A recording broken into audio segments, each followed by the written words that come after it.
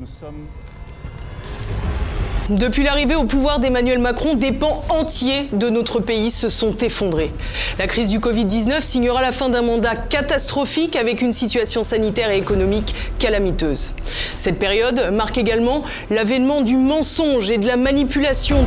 Les fameux termes de fake news, de complot fleurissent pour qualifier ceux qui ne veulent pas se résoudre au lavage de cerveau. Face à cela, TV Liberté a mis un point d'honneur à donner la parole à ceux qui ne l'avaient pas ailleurs. Nous sommes même parvenus parfois à contraindre certains médias du système à recevoir nos invités. TV Liberté a gagné des batailles, mais nous avons aussi payé cash notre engagement pour la vérité. Nos vidéos ont été censurées par les géants du numérique, notre chaîne a été suspendue à plusieurs reprises. Ils veulent tuer le messager. Tuer le messager parce qu'ils ne peuvent plus rien contre le message. Les mensonges du pouvoir médiatique et politique sautent de plus en plus aux yeux. De plus en plus de Français comprennent la manipulation permanente des chiffres, du discours dominant, des opérations de communication. Ils redoublent d'autoritarisme parce qu'ils sont aux abois. Et l'année qui s'annonce sera crucial. L'échéance électorale présidentielle va donner lieu à un exercice de propagande du système encore plus puissant, renforcé par la gestion du Covid-19. Plus que jamais, le rôle de TV Liberté sera essentiel. Alors il ne faut pas se leurrer, ils feront tout pour nous mettre des bâtons dans les roues, pour tuer le messager. Mais à l'attaque, il nous faut répliquer, résister. Faites un don à TV Liberté. TV Liberté n'appartient pas à un apparatchik ou un financier proche du pouvoir. TV Liberté n'a pas de publicité. TV Liberté n'a qu'un seul soutien, vous. Alors, je compte sur vous.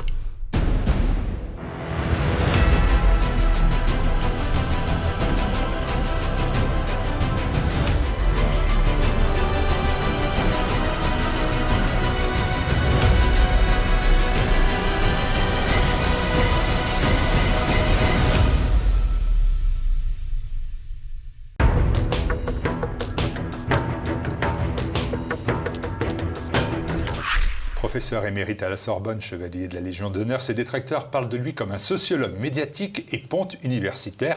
Michel Maffezoli, bonjour. Bonjour. Merci d'être à nouveau sur TV Liberté, que vous connaissez bien, et vous publiez L'ère des soulèvements, un ouvrage que l'on retrouve sur la boutique officielle de TV Liberté. Vous en avez pris l'habitude, vous l'achetez sur le site tvliberté.com, rubrique boutique.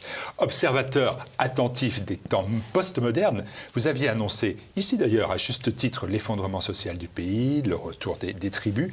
Et là, vous annoncez l'ère des révoltes, des soulèvements. De quoi s'agit-il concrètement ? Tout simplement le fait qu'à un certain moment, il y a une certaine lassitude pour ce qui nous concerne par rapport à, je dirais, cette mise à distance des autres, c'est-à-dire la tyrannie sanitaire à bien des égards. Et je pense que il y a une apparente soumission. Mais en même temps, je pense que grouille à l'intérieur quelque chose qui fait qu'on ne se satisfait plus véritablement à la fois de ces formes d'imposition, mais pour moi d'une manière beaucoup plus profonde, quelque chose qui fait que, alors employons ce mot qui fait peur, le peuple ne se reconnaît plus dans une élite en déshérence. Voilà. Et que régulièrement, quand quelque chose de cet ordre arrive, il y a soulèvement, insurrection, révolte, peu importe les termes. Hein. Je pourrais même dire révolution, si on utilisait ce mot révolution dans le sens étymologique du terme, revolver, hein, c'est-à-dire ce qui fait revenir ce que dans notre progressisme bené, on avait cru dépasser, la tradition, l'ordre naturel des choses, etc. Moi, je pense qu'il y a une certaine lassitude, pour le dire un peu simplement, vis-à-vis de ce qui est imposé, hein, que le pouvoir impose. Si j'ai encore 30 secondes, vous voyez, je fais cette opposition, c'était mon opposition dans les années 70, dans ma thèse d'État avec mon maître Gilbert Durand. Je rappelais que dans toute société, il y a le pouvoir institué et la puissance instituante, la puissance populaire. À certains égards, le rapport entre le pouvoir et la puissance, ça peut marcher. Ça donne, disons, l'ordre normal d'une société équilibrée. Il est des moments, et mon hypothèse c'est que ce moment est arrivé, où il y a un désaccord entre ce pouvoir institué et la puissance instituante. Voilà, d'où ce qu'on appelle soulèvement. Désaccord, ou est-ce que ce n'est pas tout simplement une réponse précise, ponctuelle, à un moment donné, à un instant T, si vous voulez, face à un pouvoir qui est de plus en plus abstrait, vous avez raison, qui s'avère incompétent, notamment dans ces domaines les régaliens. Est-ce que ce n'est pas un prurite ? Oui, c'est-à-dire que Voilà, je vais revenir quand même sur un de mes dadas théoriques, c'est-à-dire que au-delà de notre linéarisme, qui est un peu notre cerveau reptilien, c'est la philosophie de l'histoire émise par Hegel, systématisée par Marx, l'humanité serait partie d'un point A de barbarie pour arriver à un point B de civilisation absolue, c'est le mythe du progrès qui s'est élaboré au XIXe siècle et qui continue à bien des égards à, je dirais, être un peu la marque de fabrique et en quelque sorte ce que vendent les élites au pouvoir. Donc il y a, au-delà de ça, moi je pense qu'il y a des époques. Je rappelle l'étymologie, c'est une parenthèse époque.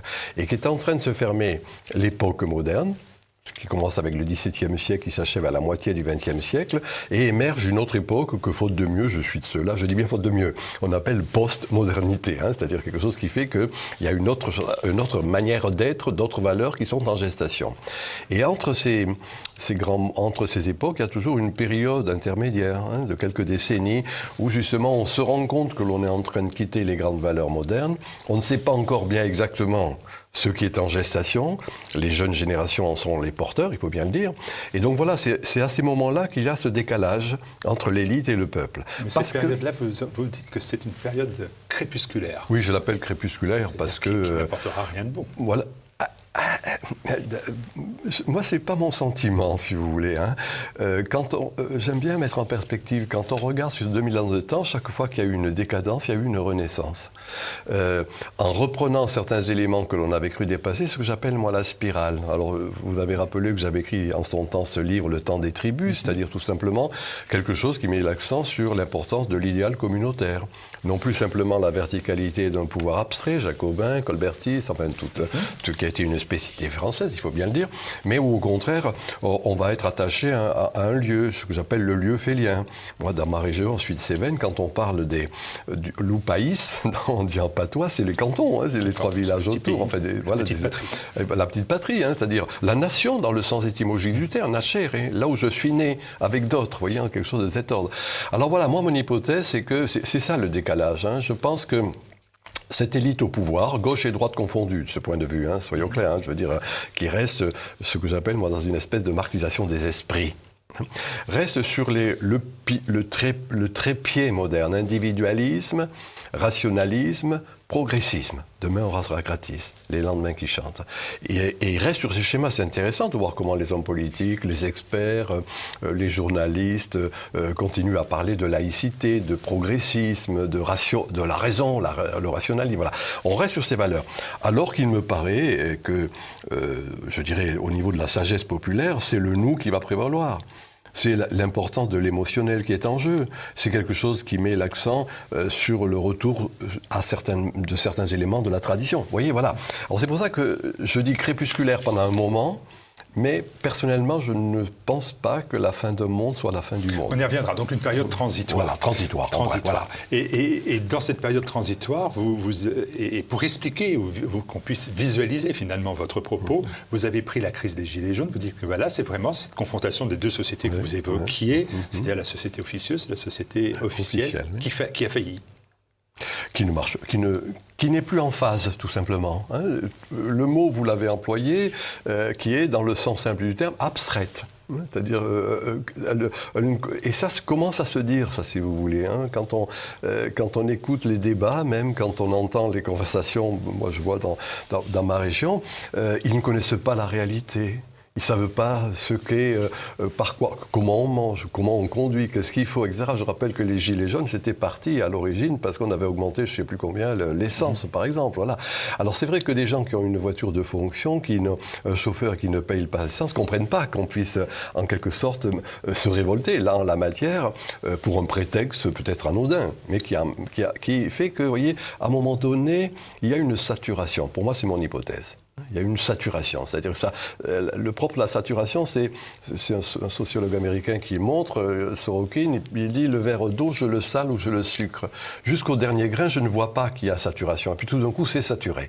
Voilà, c'est un peu mon hypothèse, c'est-à-dire que ce mécanisme d'abstraction qui arrive régulièrement, très souvent, les élites se déconnectent. Et Vilfredo Pareto, un sociologue, un économiste pas négligeable, dit à ce moment-là, il y a une circulation des élites. C'est-à-dire que voilà, pour moi, à mon avis, c'est quelque chose de cet ordre qui est en jeu. C'est sur la régularité, j'allais vous dire, et vous interpeller sur la notion que d'autres disaient avant-guerre, donc il y a 70 ans, plus de 70 ans de cela, l'opposition entre un pays réel et un pays légal. Oui. On est encore dans cette approche-là, donc c'est une régularité, c'est un phénomène de réplique, c'est régulièrement une innovation. Voilà, mais pour moi, je suis quelqu'un du Midi, il n'y a rien de nouveau, qui novice sous le soleil, il n'y a rien de nouveau sous le soleil. On va revenir, pas exactement au même niveau, cette espèce de distorsion qui existe entre les élites et le peuple. Et alors, c'est vrai que vous avez cité pays réel, pays illégal, on l'attribue à Maurras en a effectivement bellement parlé, Auguste Comte avant, enfin, il ne faut pas oublier la liaison qu'il y avait entre Auguste Comte et Maurras, et puis Royer-Collard, puisque c'est lui qui, le premier en 1845, va faire cette opposition qui régulièrement revient, voilà, c'est tout, quoi. Et pour moi, c'est un des éléments de cet ordre qui est en jeu de nos jours. Là, Néanmoins, aujourd'hui, vous dites que ça correspond à une période de transition. C'est toujours vous voyez, je répète, je redis cette période, soyons clairs, des périodes, ça dure 3-4 siècles. Ça commence avec le cartésianisme, pour moi ça s'achève à la moitié du XXe siècle. Les périodes, ça c'est les époques, je ne me suis pas trompé, les époques ça dure 3-4 siècles. Les périodes ça dure quelques décennies. Qu'est-ce que c'est qu'une période ? Si je prends une image de l'astrophysique, c'est que les astrophysiciens nous expliquent qu'on voit pendant longtemps la lumière d'une étoile morte. Le foyer s'en éteint, on continue à lumière. Pour moi, c'est un peu cela qui est en train de se passer, c'est-à-dire les lumières sont devenues clignotantes. La philosophie des lumières, c'est devenu clignotant. Et à bien des égards, on ne sait pas exactement ce qui va prendre la suite. Ou plus exactement, d'une manière secrète, c'est vécu. Je maintiens mon dada, les tribus, les communautés, ce que j'appelle l'idéal communautaire qui est en gestation. En effet, la proxémie, le local. Regardez ce mot qui est employé à tire-larigot, ça me choque quand j'entends les politiques l'employer, les territoires.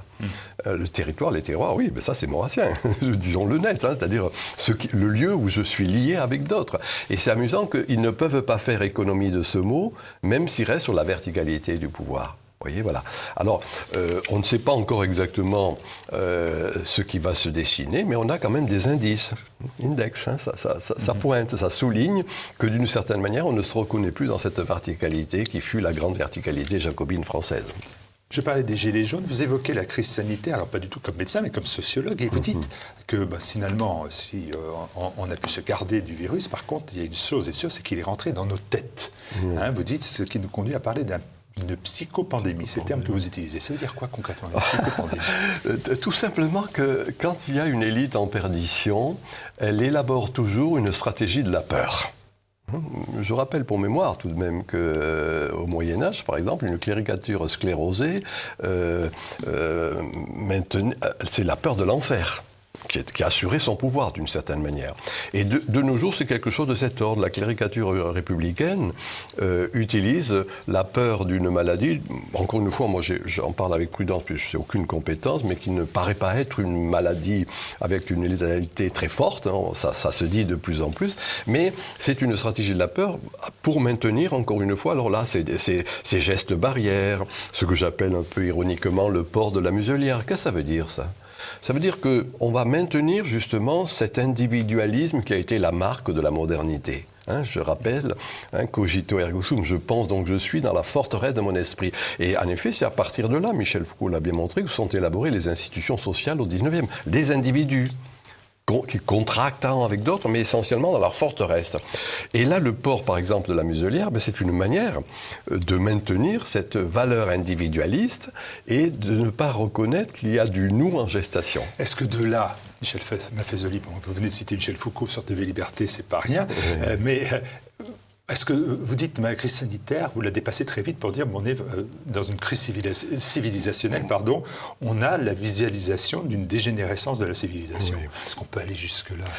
C'est ponctuel. C'est mon propre. Enfin, je veux dire, moi je vais où j'ai envie d'aller quand j'essaie de faire une proposition. Je respecte votre point de vue. Ce que je veux, c'est comment on passe de cela à la dégénérescence du mythe progressiste ? Écoutez. Le mythe progressiste, tiens, parlons-en. Qu'est-ce que c'est que le mythe progrès ? Je ne vais pas dire, puis-je dire le mot en allemand d'Hegel, repris par Marx, Aufhebung, dépasser, dépassement. Le mythe progressiste, c'est cette vieille idée qu'on va dépasser toute chose. Le dysfonctionnement, la maladie, et pourquoi pas la mort. Le transhumanisme, qui est l'aboutissement d'une certaine manière de ce mythe progressiste, a cette espèce de grand fantasme. On va dépasser. Voilà. Et l'idée du progrès consiste essentiellement à faire ce dépassement pour arriver à la société parfaite, au lendemain qui chante, etc., etc., etc. Alors, c'est en ce sens que je dis, et du coup, on manie la stratégie de la peur. On va dépasser ça. Alors que les sociétés équilibrées ont su homéopathiser la finitude. Non pas la nier, non pas la dénier, mais faire avec. Comment je la ritualise. Je dis homéopathiser, mais même les rites. Moi, je rappelle dans ce livre, dans la tradition catholique, Notre-Dame de la Bonne Mort, à Poitiers, où la Vierge de son doigt montre la terre et le Christ le ciel. C'est-à-dire, il y a un passage qui se fait par l'acceptation de la finitude dans un cadre beaucoup plus général. Voilà mon propos, vous voyez, c'est-à-dire que le progressisme, en quelque sorte, est ce fantasme qui a bien marqué la modernité, qui a permis le développement des sciences, le développement de la technologie, et qui actuellement aboutit à un délitement. C'est ça la crise civilisationnelle. Et on a des éléments et des indices qui montrent bien que d'une certaine manière, on ne se reconnaît plus dans les pouvoirs quels qu'ils soient. Alors voilà, c'est en ce sens que je parle de pandémie, c'est-à-dire des moments, dans le fond, où on manie la peur pour en créer une hallucination collective. C'est bien clair. Et comme je vous lis régulièrement, et je lis vos ouvrages, j'ai bien compris qu'une période entre deux époques, période crépusculaire que vous citez, avec comme conclusion cette ère des soulèvements. Mais est-ce qu'on peut assister à des soulèvements forts, populaires et forts, dès lors qu'on a contre soi la puissance du pouvoir médiatique qui est, je vous cite même, le perroquet de l'oligarchie. Donc dire que ces soulèvements ne sont jamais, on l'a bien vu pour les Gilets jaunes, soutenus par l'oligarchie. Non, là il y a une oligarchie, moi je dis médiatico-politique. Il y a une espèce de, disons-le tout net, une espèce d'endogamie. Ça couche ensemble, réellement ou pas, ou symboliquement, peu importe en la matière. Mais de fait, là il y a une caste. J'emploie d'ailleurs à bien des égards ce mot. Alors, oui, bien sûr qu'il y a ce pouvoir-là médiatico-politique qui est fort, c'est-à-dire à la fois le politique, les journalistes et ces fameux experts, si vous voulez. Mais on entend leur logorée avec arrogance, suffisance, jactance, si je puis dire. Si je le dis en des termes très simples que j'entends dans mon petit village, ça rentre d'un côté, ça sort de l'autre. Cause toujours, tu m'intéresses. Donc, je ne suis pas effrayé, moi, par ce pouvoir de l'élite médiatico-politique. Il est réel, il existe. Mais du jour au lendemain, il peut cesser. Alors, là, c'est une hypothèse que je fais. Peut-être que je me trompe totalement, et c'est pas impossible que je me trompe.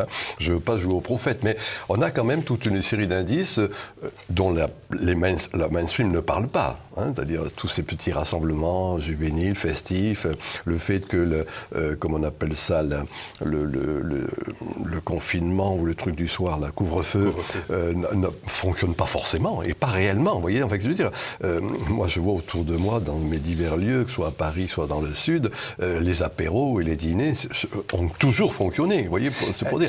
Alors c'est des petits indices, ça s'accumule, ça. Et je dis soulèvement, peut-être que le mot est un peu exagéré, mais en tout cas quelque chose qui à un moment donné fait que ce désaccord fondamental entre l'élite et le peuple va trouver des formes et des manifestations, je ne sais pas lesquelles. Vous utilisez un terme, vous dites la cessio plebis, c'est-à-dire la sécession du peuple. Cette sécession, elle peut se faire. Est-ce qu'elle peut se faire quand on est enchaîné? Les chaînes, ça s'appelle aujourd'hui la crainte du chômage, l'appauvrissement, les traites en cours à payer, les enfants à élever. Tout ça a de quoi tuer dans l'œuf votre soulèvement populaire. Oui, peut-être pas. De manière réaliste. Oui, mais écoutez, quand j'ai cité la sessio plebis, c'est ce qu'on nous apprenait à l'école quand j'étais jeune, c'est-à-dire le peuple ne se reconnaît plus dans le Sénat, se retire sur l'Aventin. Quelques siècles plus tard, quand Machiavel fait cette belle distinction, moi qui me fais toujours rêver quand je suis à Florence, Palazzo Vecchio, entre la pensée du palais et la pensée de la place publique. Vous voyez, il y a régulièrement des désaccords de cet ordre.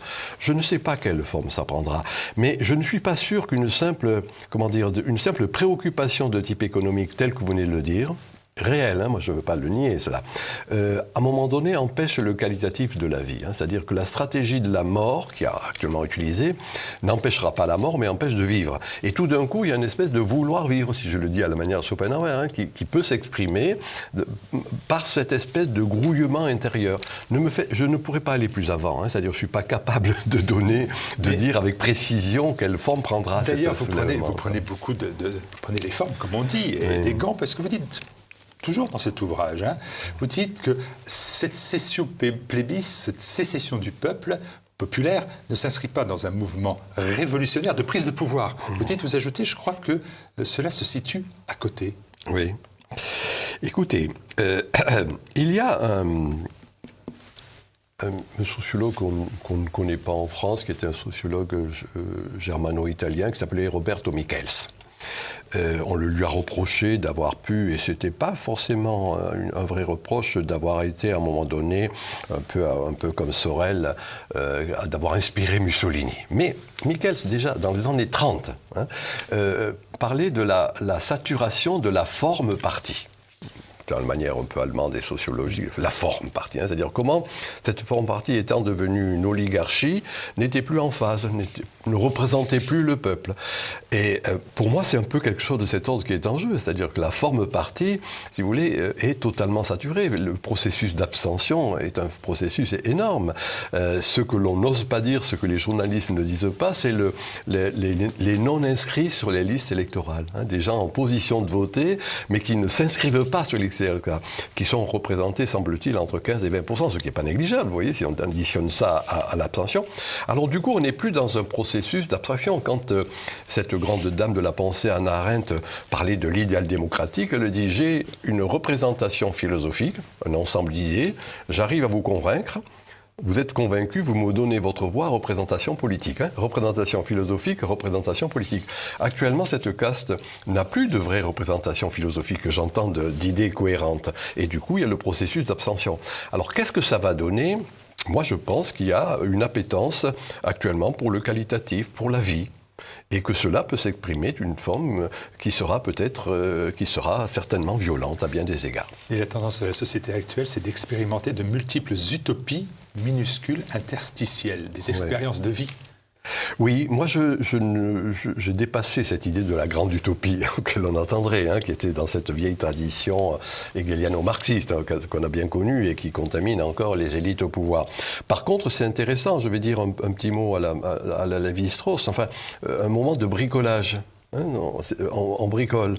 Et les utopies, ce que j'appelle depuis un moment les utopies interstitielles, c'est-à-dire ces petits bricolages. C'est-à-dire qu'est-ce qui fait que... Prenons un exemple très simple. Pour moi, Internet va favoriser cela, il ne faut pas l'oublier. C'est pas de mon âge, je veux dire, je ne suis pas à l'aise, moi, là-dessus, mais il n'en reste pas moins que c'est indéniable. Il y a ma définition de la postmodernité, je vais la dire, elle est un peu alambiquée, mais synergie de l'archaïque et du développement technologique. Synergie, c'est la démultiplication des effets, archaïque non pas dans ce qui est dépassé, mais en grec, arché, c'est ce qui est premier, ce qui est fondamental. L'essentiel. Voilà. Et donc, les tribus et Internet. Or, qu'est-ce qui se passe sur Internet actuellement ? Les mots qui sont employés, archaïque, générosité, solidarité, partage, d'autres mots, colocation, co-voisinage, co-working, le co, c'est le cum, avec. Vous voyez, donc, de fait, vous voyez, je ne parle pas en droit, moi je dis, de fait, ça, ces petits bricolages qui, par sédimentation, risquent d'amener, je le pense, à un changement civilisationnel. Vous voyez, et c'est intéressant de voir ces mots que nous considérions dans notre progressisme bené comme étant des mots dépassés, reviennent et reprennent une force indéniable. Vous voyez, voilà, c'est ça que je dis. Je ne sais pas exactement ce que cela va donner, mais on ne peut pas négliger cette lente sédimentation de ces petits bricolages, si vous voulez, existentiels. Pas de vision apocalyptique, je l'ai bien compris, de la crise en cours, mais néanmoins, vous développez, pour conclure, la notion de totalitarisme mou Nous sommes dans une forme de totalitarisme mou, de dictature molle, mais qui à tout instant peut se transformer en dictature dure. J'ai eu tort de dire dictature douce. C'était un mot que j'avais employé dans ma thèse. J'ai dit molle, mais c'est doux. Oui, c'était doux, en fait, peu importe. C'est pas loin. C'était une expression que j'avais écrite dans les années 70 quand je faisais ma thèse d'État, parce qu'on était confronté au totalitarisme russe ou le totalitarisme nazi, qui était dur. Et je disais que dans le fond, c'est un peu la même chose qui est en train de se passer dans les soi-disant démocraties. C'est-à-dire que je prends soin de toi, tu te soumets. Protection, soumission, en quelque sorte. Voilà, c'était ma critique du mythe du progrès et de l'idéologie du service public. Voilà. Et je disais totalitarisme doux pour montrer ce mécanisme-là. Peut-être qu'il aurait fallu dire, je continue à l'employer, mais totalitarisme dur, je reconnais qu'en fait, il n'est pas du tout doux. Voilà. Mais oui, il est dur, il est là. Voilà, peut-être que, encore une fois, je vous dis depuis tout à l'heure, peut-être que je me trompe, mais une de mes hypothèses de base dans ma jeunesse, c'était de dire, c'est la ruse, la duplicité, je suis double et duple. Je fais comme si je suis soumis, et puis dès qu'il y a un prétexte, dès qu'il y a une occasion, il y a un processus de révolte. Voilà mon hypothèse. Voyez, c'est-à-dire que vous avez raison, il y a quelque chose qui fait qu'il y a une forme de soumission. Et que ce totalitarisme, doux, dur, peu importe en la matière, est là, réel. C'est quand même intéressant de voir comment, de plus en plus, il y a des écarts par rapport à ce totalitarisme. Vous voyez qu'il y a toute une série de multiplications, que ce soit sur le port de la muselière, que ce soit sur les gestes barrières, etc. On voit que ça prend l'eau de toutes parts. Voilà, on verra bien ce qu'il en est. Mais enfin, à mon sens, je suis attentif à cette lente sédimentation. Alors, c'est pas apocalyptique, sinon que j'aime le mot apocalypse comme étant, en son sens étymologique, une révélation. Voilà. Et donc, il y a peut-être quelque chose d'apocalyptique actuellement, mais dans le fond, c'est la révélation d'un monde en gestation, d'un monde qui est déjà là, que j'appelle postmodernité, et qui verra revenir ces valeurs de la tradition. Apocalypse, non. L'ère des soulèvements, Michel Maffezoli, ce livre du sociologue Michel Maffezoli, c'est un livre qu'il faut lire. Vous le retrouvez sur la boutique officielle de TV Liberté. Merci de nous avoir apporté cette vision de la période crépusculaire que nous vivons. Merci à vous. Merci bien.